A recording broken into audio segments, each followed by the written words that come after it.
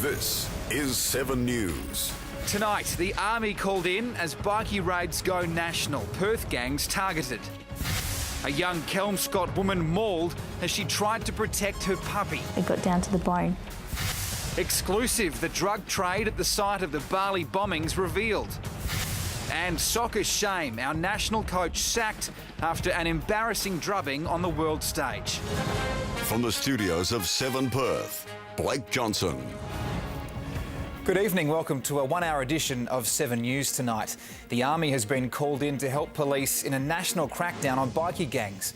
Clubhouses were targeted in coordinated raids across Australia, including here in Perth. Amelia Brun reports. The woman who set Dana Vulan on fire is expected to appeal the 17-year jail sentence handed down yesterday. Dana Vulan is also preparing for another legal battle for criminal compensation. A 21-year-old Kelmscott woman has been mauled by a dog as she tried to protect her puppy on their morning walk. Demi Woodcock is now waiting for surgery in hospital. She's pleading with the owner of the dog to come forward before someone else is seriously hurt. A murderer who committed one of WA's worst crimes will be considered for parole tomorrow. William Patrick Mitchell killed a mother and her 3 children in Greenough 20 years ago.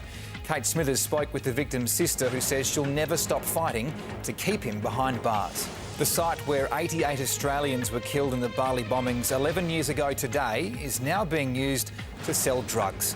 A tourist information centre turns into a street stall for magic mushrooms on the same soil where so many lost their lives. And new plans were today unveiled for the Bali bombing site. This is what the proposed International Peace Park would look like.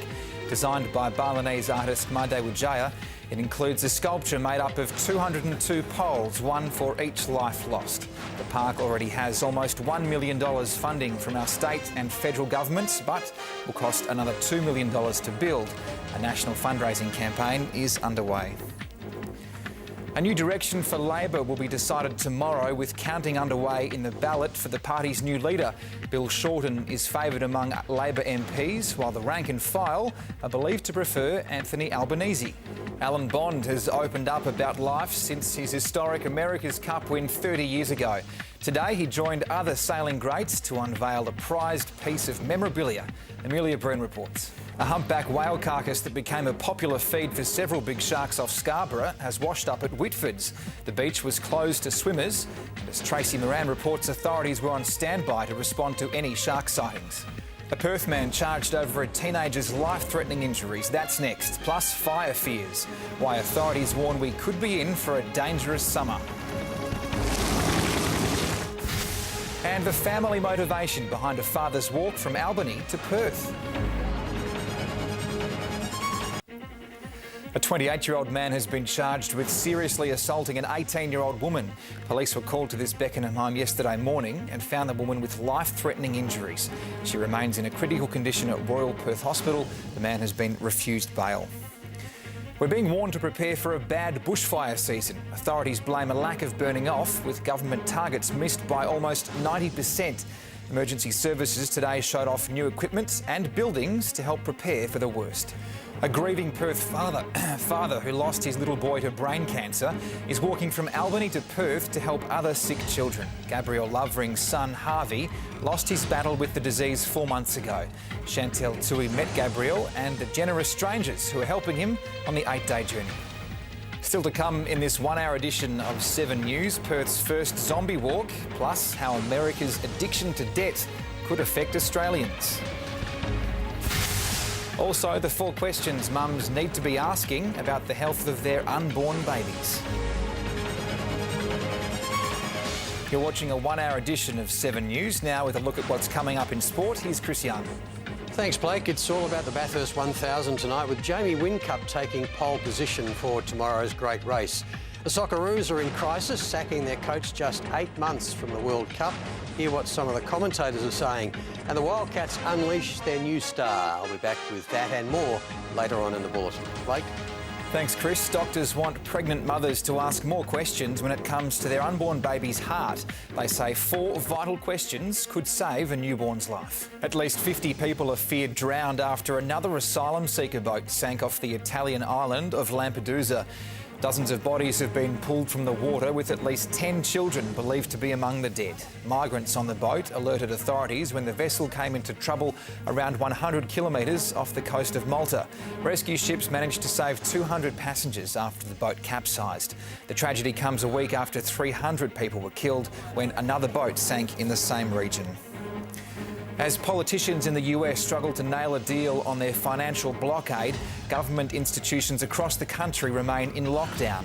And while the political fallout could cost the global economy, the real price is being paid by those left in the lurch. As we just heard, the US Treasury is due to run out of money next week, and if politicians can't reach agreement, the impact will be felt around the world, especially here in Australia. Seven's finance expert Scott Pape explains. The streets of Northbridge were overrun today by zombies. WA's first zombie walk had everything from blood-sucking brides, scary nurses and zombie kids. There was no shortage of special effects makeup, turning James Street into a scene out of zombie apocalypse. The event was put together to raise money for the Brain Foundation that helps people affected by brain injury or disorders. Let's take a quick look at the weather in the city. We had 2.2 mils of rain overnight, then it cleared up a bit.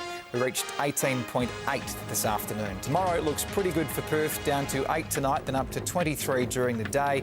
As you can see, the weather computer's got the sky looking pretty clear, just about the perfect spring day. I'll have a look at the rest of the week's forecast a little later in the bulletin. Now it's time for Lotto. Good luck. Sport with Chris Young is next in this 1 hour edition, and Young Into Focus is on Mount Panorama. It was the top 10 shootout today, Blake, and Jamie Whincup left his run till the last minute. Also, all details from the Bathurst 1000 coming up, plus the Socceroos coach gets his marching orders. Another embarrassing result on what some called a sad day for Australian soccer. And at the moment, we're letting the country down. And the Wildcats' new recruit turns it on. Slumps it away. Tomorrow on Sunday night, the courageous story of Dana Woolen, the Perth woman whose life, as we've heard, was changed forever when she was set on fire in a jealous rage. The 27-year-old continues to need surgery, but her spirit has not been broken. My name is Dana Woolen, and this is my story. I still wake up every day thinking, hoping this is all a dream. She's in my house. Where is he? What's happening? Someone I did nothing to. Involved in flames. They laughed. They watched me burn.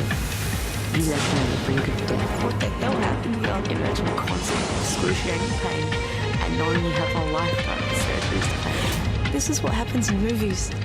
It's really just unforgivable. If I was not a mother, you wouldn't recognize me. This is not just a sad story. It doesn't matter to me. I'm not going to let this burn break me. I'm not going to let some jealous bitch hate me. I'll be back with revenge and say, amazing girl. The world is my oyster. Yeah, she's a hero. That's tomorrow on Sunday night. This morning started off a bit wet, but the clouds had cleared by this afternoon and that spring sunshine finally got a good run. We're in for another ripper day tomorrow, although we're likely to see showers early next week. Our max for today was 18.8 at 1 this afternoon after this morning's low of 10.6 just before 6 a.m. Right now in the city it's 15 and the wind is from the south-southwest at 11 kilometres an hour. On the chart, a heat low lies over the inland Kimberley. Along the south coast, there's a ridge of high pressure building up and it's expected to move into the Bight tomorrow and further east on Monday. Let's have a look at country areas tomorrow. Mostly sunny in Broome and 36, Karratha sunny and 35, fine for Geraldton with a top of 26, the odd cloud in the sky above Bunbury, 20. Around the nation tomorrow, showers for lots of other capital cities. Adelaide, Hobart, Melbourne and Canberra can expect rain. Storms in Sydney, but mostly fine for Brisbane. Southeasterly winds will tend easterly on local waters before dawn, then in the afternoon. It'll be a southerly at 10 to 15 knots. The seas are pretty calm. In the city tomorrow, a perfect spring day, down to 8 overnight, then hopefully getting up to 23 during the day. We'll get a light easterly, which will turn southerly and drop off even more in the afternoon. Monday sunny before the rain returns on Tuesday and on Wednesday. And that's all from the 7 News team for now. I'll have updates throughout the evening. Enjoy your night. You're on 7.